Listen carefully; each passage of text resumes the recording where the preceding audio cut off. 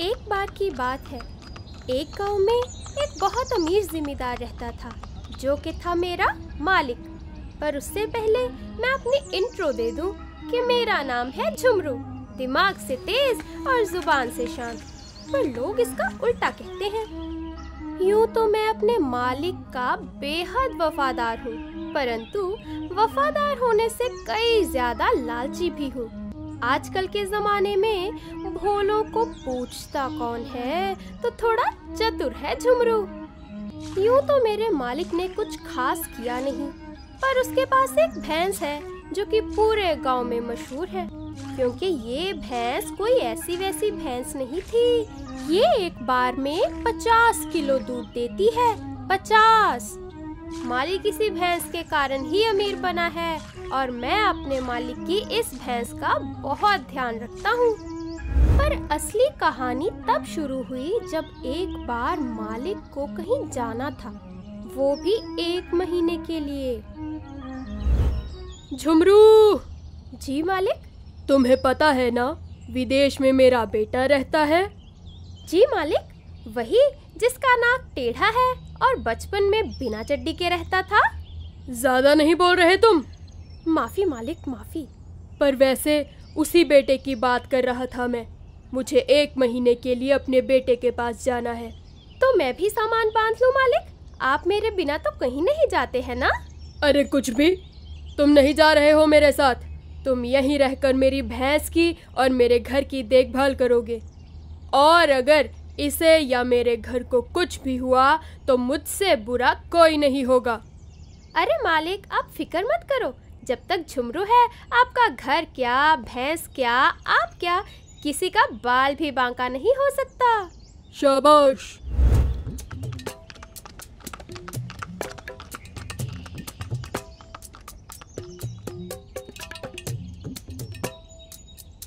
चलो जी, अब मालिक 1 महीने के लिए विदेश में, और इस देश में मालिक मैं।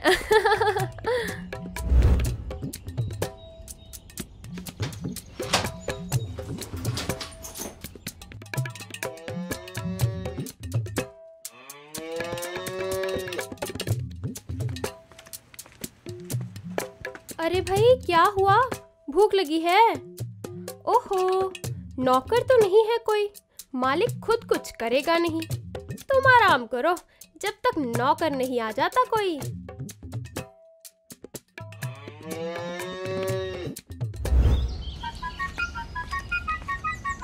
अरे झुमरू भाई, तुम अपने मालिक के कपड़े पहनकर यहाँ क्या कर रहे हो? अरे मालिक ने खुद मुझे घर सौंपा है और 1 महीने का मालिक मैं हूँ, और मालिक का सब सामान भी मेरा है। अरे झुमरू, कल दूध देने क्यों नहीं आया तो? अब दूध तभी मिलेगा जब तक कोई नौकर नहीं आ जाता। मालिक थोड़ी ना कोई काम करता है। अरे इस लड़के की मति भ्रष्ट हो चुकी है। मतलब तुम्हारा दिमाग खराब हो चुका है। कोई नहीं, आने दो लाला को, बताती हूँ सब करतूतें तुम्हारी। ए, मालिक को कुछ मत बताना, तुम्हारा दूध कल से आ जाएगा तुम्हारे पास।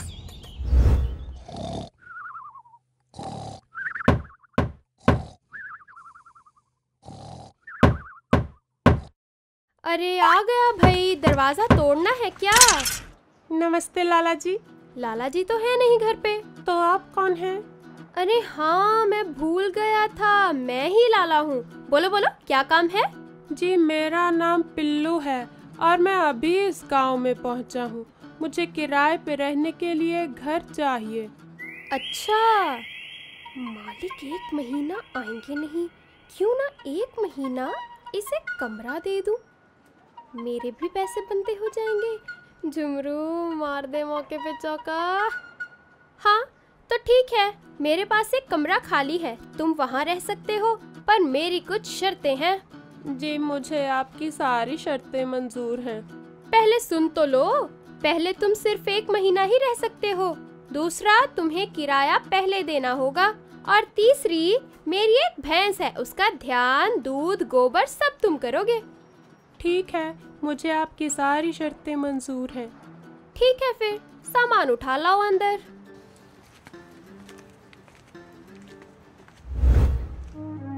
देखा झुमरू का दिमाग, अब काम भी होगा, पैसे भी आएंगे, आराम भी मिलेगा और मालिक को कुछ पता भी नहीं चलेगा।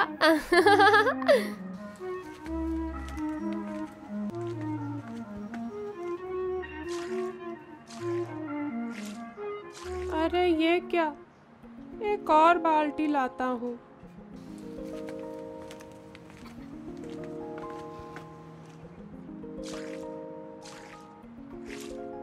अरे भाई साहब, इतना दूध देने वाली भैंस तो मैंने पहली बार देखी है। तभी मैं सोचूं, इतना मूर्ख सा मालिक है और इतना अमीर कैसे है ये। कोई बात नहीं, मुझे पता है कि इस मूर्ख मालिक को बेवकूफ़ कैसे बनाना है।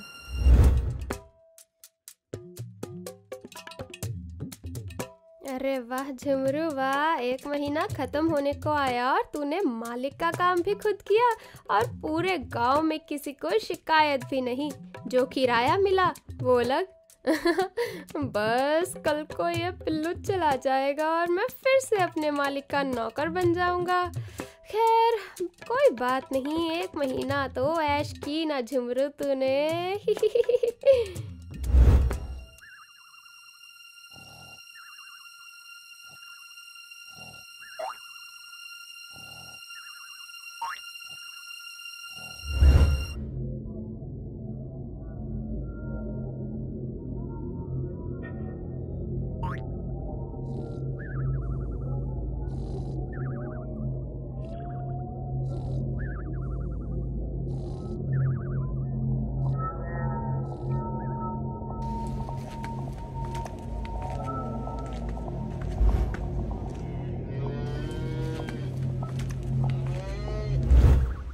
अरे झुमरू, दरवाजा खोलो झुमरू। आया मालिक। झुमरू, ये क्या है? तुम मेरे कपड़े पहन कर रह रहे थे 1 महीना? इतने बेवकूफ हो तुम। माफी मालिक, वो दरअसल मेरे कपड़े चूहा टोक गया था।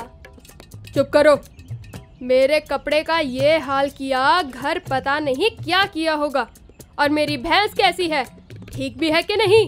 जी मालिक, वो तो आपके जाने की खुशी में 5 किलो दूध ज्यादा ही दे देती थी। अरे क्या बक रहे हो ये? चलो तबेले में भैंस के पास चलो। जी मालिक। अरे झुमरू, भैंस कहाँ है? यही तो थी मालिक, शायद सुसु पोटी करने इधर उधर गई होगी। चुप कर मूर्ख, वो क्या खुद से अपनी रस्सी खोल कर चली गई? तूने जरूर मेरी भैंस का ध्यान नहीं रखा और उसे कोई चोरी करके ले गया है। चोरी? नहीं नहीं मालिक, यही कहीं होगी, मैं ढूंढ लाता हूँ।